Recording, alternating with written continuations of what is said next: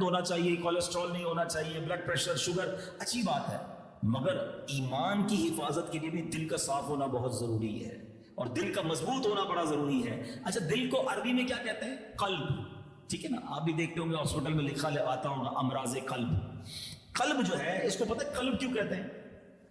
یہ منقلب ہوتا رہتا ہے، یہ بدلتا رہتا ہے، کبھی کدھر کبھی کدھر کبھی کدھر۔ اچھا، آپ کا نہیں دل کیسے بدلتا ہے بھائی؟ چلے میں آپ کو 3-4 مثالوں کے ذریعے سمجھاتا ہوں۔ آپ کو پتہ ہے کبھی کبھی ہمارے دل پہ ایسی کیفیت آتی ہے کہ بندہ کہتا ہے بس یار اب کوئی گناہ نہیں کروں گا، آنکھوں سے آنسو بھی بہ رہے ہوتے ہیں، سچی نیت کرتا ہے بس یار بہت گناہ کر لی، اللہ کا خوف طاری ہو جاتا ہے۔ اور کبھی اسی دل پر ایسا شیطان قبضہ کرتا ہے کہ بندہ کہتا ہے آج گناہ کرنا ہی کرنا ہے، چاہے کچھ بھی ہو جائے، میں گناہ کی ایسی شدت سوار ہو جاتی ہے۔ یہ وہی تو دل تھا جو کچھ دنوں پہلے رو رہا تھا، کچھ دنوں پہلے توبہ کر رہا تھا، اور آج یہی دل مجھے گناہ کرنے پہ لے جا رہا ہے۔ کبھی اس دل پر ایسی سخاوت طاری ہوتی ہے کہ بندہ کہتا ہے جو ہے میرے پاس سب اللہ کی راہ میں لٹا دوں، سب غریب مسلمانوں کو دے دوں۔ اور کبھی اسی دل پر ایسا بخل طاری ہوتا ہے، بندہ کہتا ہے 1 روپیہ نہیں دوں گا۔ ہوتا نہیں ہوتا ہے؟ کبھی اسی دل پر کوئی اور کیفیت ہوتی ہے، رحم آتا ہے لوگوں پر، بندہ کہتا ہے بہت مشکل ہے یار، اس کی مدد کرو، آنسو نکلتے ہیں۔ کبھی یہی دل ایسا بے رحم ہو جاتا ہے کہ کسی پر رحم ہی نہیں آتا، اپنے بچوں پر رحم نہیں آتا۔ فرق ہے، دل بدلتا رہتا ہے، بدلتا رہتا ہے، ہر وقت کیفیت چینج۔ اب نبی پاک علیہ الصلوۃ والسلام کی وہ دعا یاد کرو۔ اللہ کے حبیب علیہ الصلوۃ والسلام کی دعا کیا ہے؟ یا مقلب القلوب، اے دلوں کو پھیرنے والے، دل پھرتا رہتا ہے نا، یا مقلب القلوب ثبت قلبی علی دینک، اے دلوں کو پھیرنے والے میرے دل کو اپنے دین پر ثابت قدمی عطا فرما۔ کیونکہ اگر موت کے وقت دل بدل گیا تو، آخری وقت دل چینج ہو گیا تو، کفر پر دل چلا گیا تو ہمیں ڈرنا ہے اور اس دل کو صاف رکھنا ہے، اپنے دل پر اطمینان نہ رکھو۔ اللہ کے حبیب دعا کر رہے ہیں، اللہ کے ان کا دل کیسا تھا ہے؟ وہ تو وہ دل اقدس ہے جس کے بارے میں بریلی کے تاجدار لکھتے ہیں۔ کیا خوبصورت دعا ہے، چلو مل کر لیتے ہیں۔ تو جو چاہے تو ابھی میل میرے دل کے دھلے، تو جو چاہے تو ابھی میل میرے دل کے دھلے، کہ خدا دل نہیں کرتا کبھی میلا تیرا، کہ خدا دل نہیں کرتا کبھی میلا تیرا۔ یعنی آقا کا دل تو وہ ہے جس کے صدقے ہمارے دل صاف ہوں گے، مگر آقا دعا کر رہے ہیں صلی اللہ تعالی علیہ وآلہ وسلم کہ اے اللہ میرے دل کو ثابت قدمی دے۔ کیوں یہ ہمیں سکھا رہے ہیں کہ دل سے غافل نہ ہونا، دل کا خیال رکھنا، دل کو صاف رکھنا، دل بدل جاتا ہے۔ اب آؤ، دل صاف کیسے ہوگا؟ دل نرم کیسے ہوگا؟ دل پاکیزہ کیسے ہوگا؟ حضرت امام احمد بن حنبل رحمۃ اللہ تعالی کی خدمت میں حضرت عمر بن صالح کہتے ہیں میں حاضر ہوا، میں نے پوچھا اے امام اللہ پاک آپ پر رحم فرمائے، دل نرم کیسے ہوتے ہیں؟ دل کی نرمی کا کوئی علاج بتائیے نا۔ آپ نے اپنا سر مبارک جھکایا، کچھ دیر کے بعد سر اٹھا کر فرمایا بیٹا حلال مال دل کو نرم کر دیتا۔ ہاں، ہم بعض اوقات بہت ساری چیزوں کا خیال رکھتے ہیں مگر روزی کی چیکنگ نہیں کرتے۔ حلال کھانا جو ہے نا، یہ بڑی کمال کی چیز ہے، یہ دل کو نورانی کر دے گا، یہ دل نرم کر دے گا، دل صاف کر دے گا۔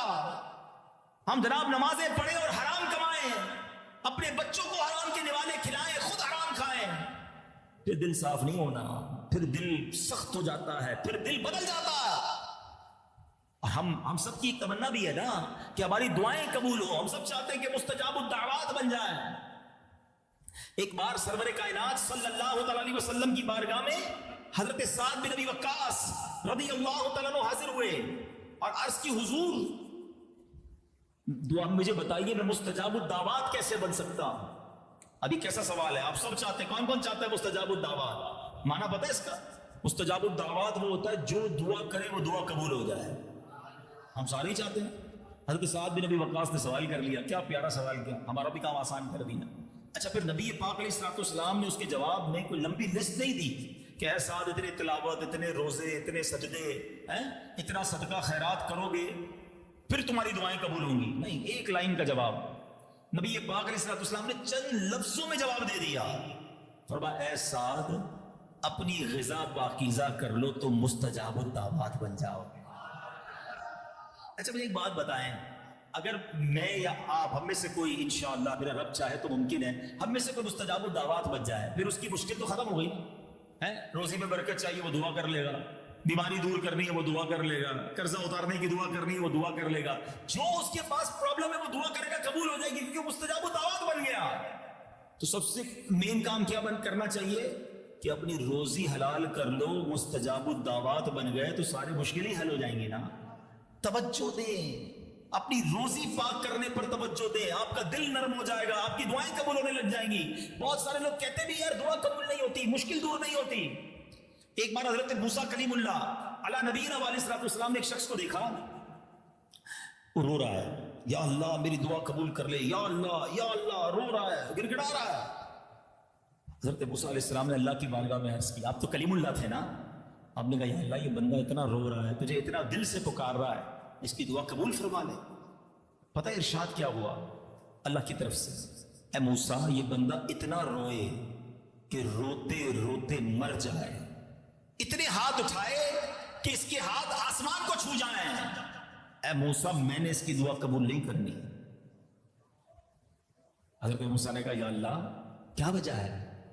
ارشاد ہوا اے موسیٰ وجہ یہ ہے کہ جو یہ کھاتا ہے وہ حرام ہے، جو پہنتا ہے وہ حرام ہے.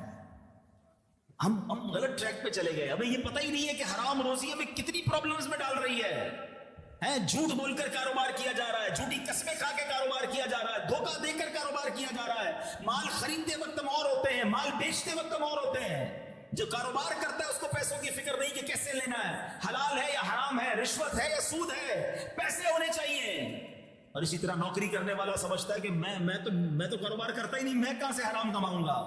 جو نوکری کرتا ہے اس کو پورا وقت دینا ہوگا. جھوٹی حاضریاں لگانے والا حرام نوکری کے پیسے کما رہا ہے. صاحب کو کہہ رہا ہے ٹریفک میں پھنس گیا تھا اور گیا دوستوں کے ساتھ گھومنے، 3 گھنٹے بعد آیا، یہ حرام کیا اس نے. اتنے گھنٹوں کی اجرت کیسے لے سکتا ہے؟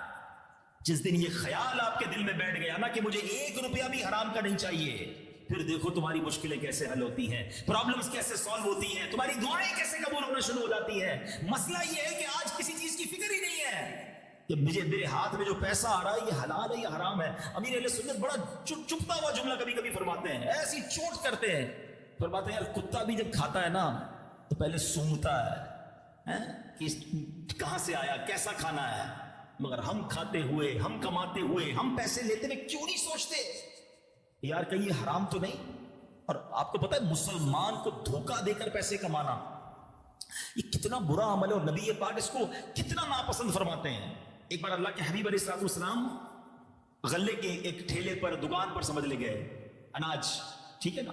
تو آقا علیہ السلام نے دیکھا کہ اناج یا غلہ بڑا زبردست تھا، تو نبی پاک نے اس میں اپنا مبارک ہاتھ ڈالا تو وہ نیچے سے گیلا تھا. تو نبی پاک نے فرمایا یہ کیا ہے؟ کہ حضور بارش ہوئی تھی تو اس لیے گیلا ہو گیا.